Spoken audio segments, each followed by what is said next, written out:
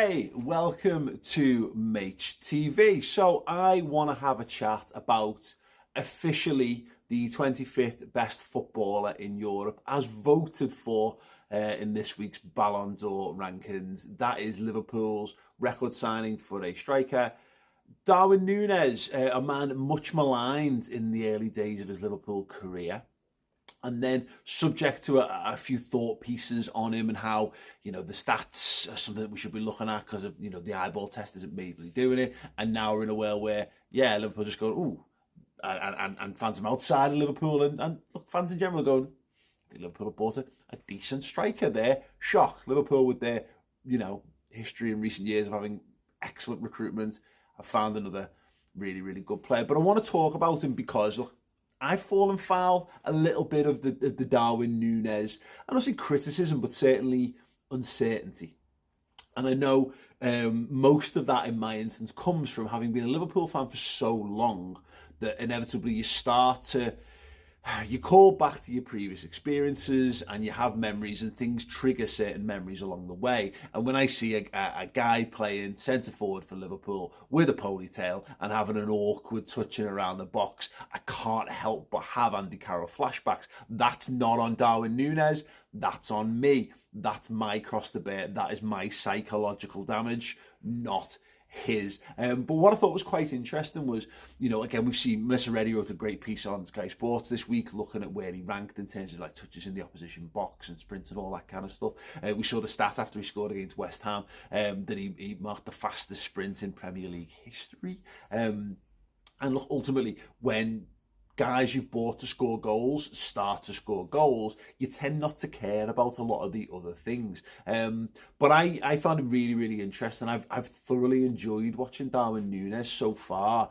And where I think the problems that have come with him, some of them have been self-inflicted and some of them have come because of just who he is and the context in which he's joined Liverpool and the Premier League. Getting sent off against Crystal Palace, bad one. Not a good one, not a clever move in any way, shape or form, particularly given Liverpool's early season struggles. We really could have done with Darwin Nuñez, being available for those games. But he wasn't, and he's had to take extra time on the training ground to get himself ready as a result. And it has meant that, his form and his early sort of positioning with the side has been less certain than perhaps it would have been if he'd been available the whole time.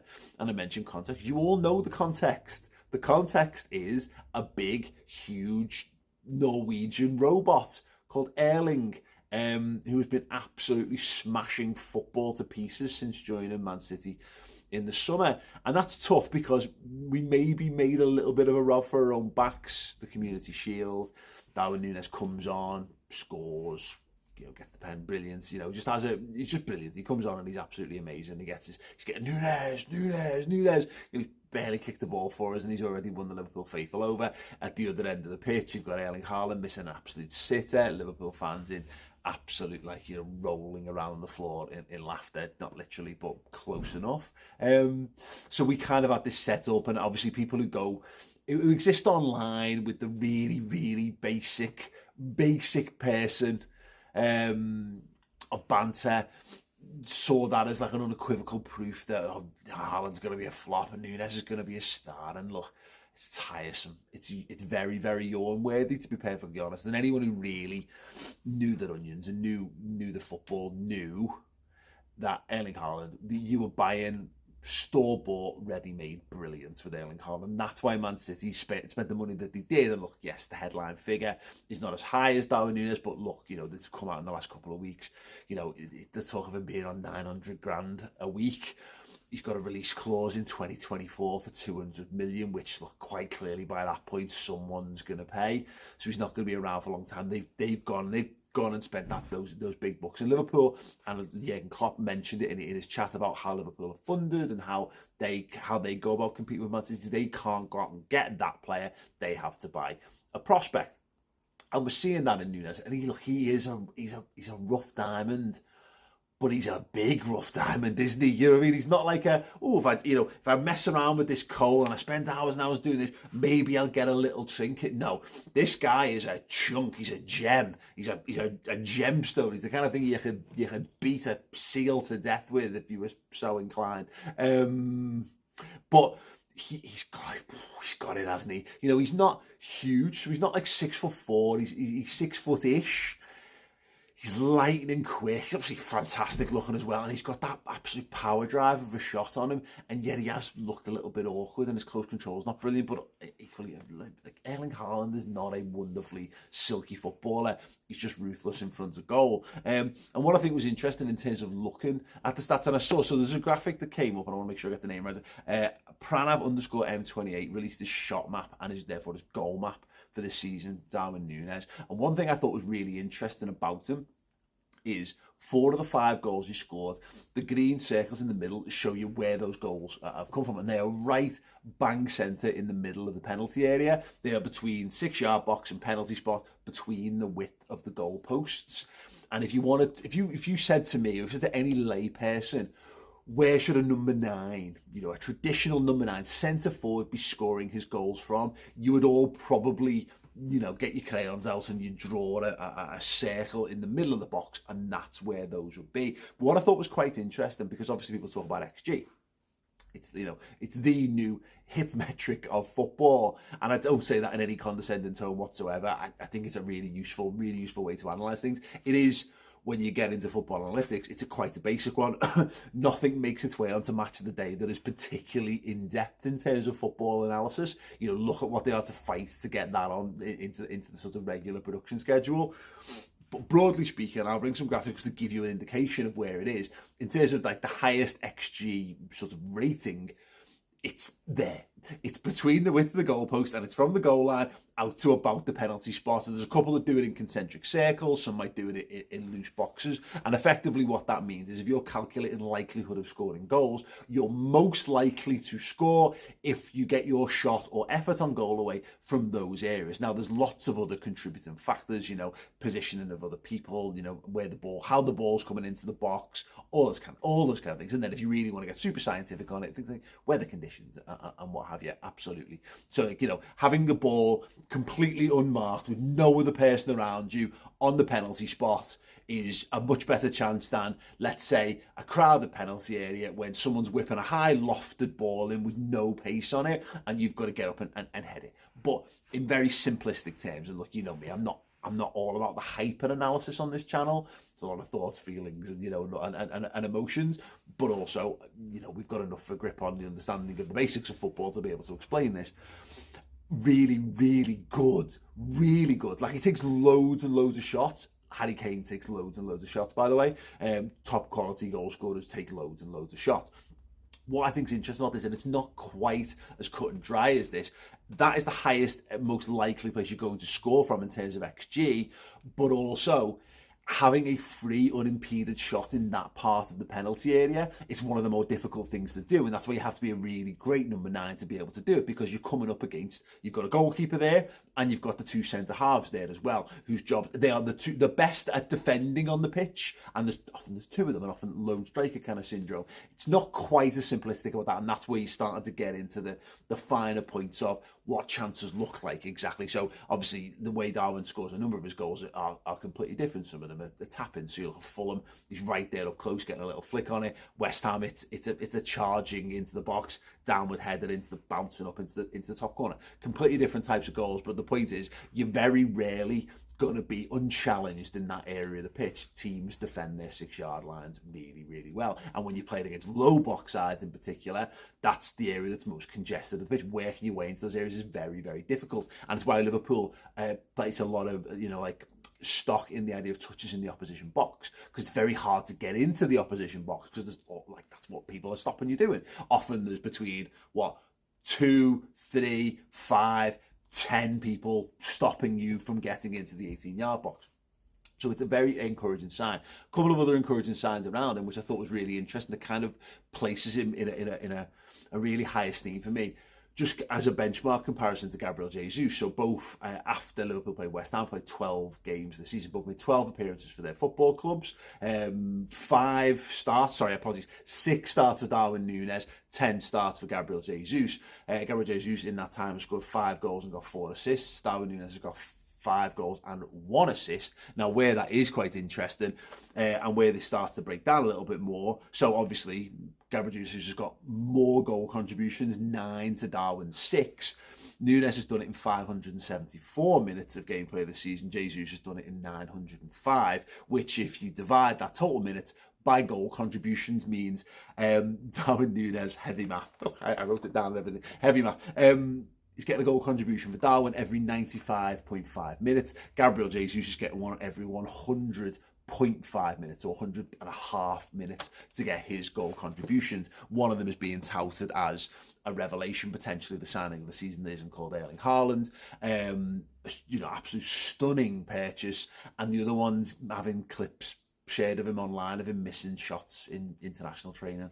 Funny, really, isn't it? And one of them is like, Darwin's become a little bit of a, in the early, a bit of a buzzword or a catchword for lads who have been a bit rash or, not being good at finishing, which is mad. It's mad. And these are very early days for them. Alison Becker spoke post West Ham about how he's working hard to learn a language. Alison said, I knew English better when I came to the country. Darwin didn't really. So he's working on that. So there's communication issues. There's the fact he's 23, and I made this assertion earlier on in the season. I'm probably on this channel already.